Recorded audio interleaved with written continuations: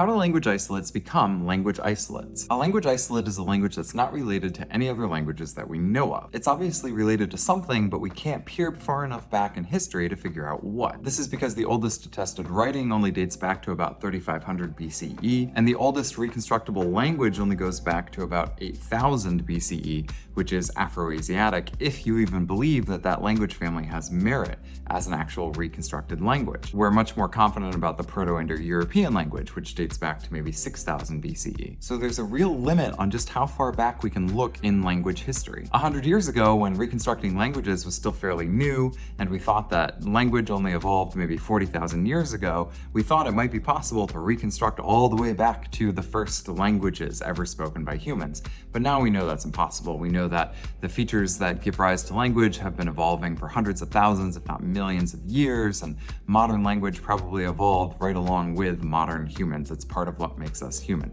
So we can't reconstruct all the way back to the original proto-world, the original human language. There are just some aspects of linguistic history that we're never going to know. So what happened to give us these isolate languages is that all the other languages that they're related to probably stopped being spoken. They died off. And one of the major drivers of this was most likely the Neolithic Revolution, or the Agrarian Revolution, basically when humans started farming and settling down. This happened at different times in different areas of the world, but it started first at around 11,000 BCE. Farming made population centers possible and allowed for the growth of large languages that displaced other local languages. Prior to the Neolithic Revolution, there might have been as many as 20,000 languages spoken in the world, whereas today there's only about 7,000. And since the Agrarian Revolution happened at least 10,000 years ago, we just can't reconstruct that far back in history. We can't peer back before the Agrarian Revolution and figure out what these isolates are related to.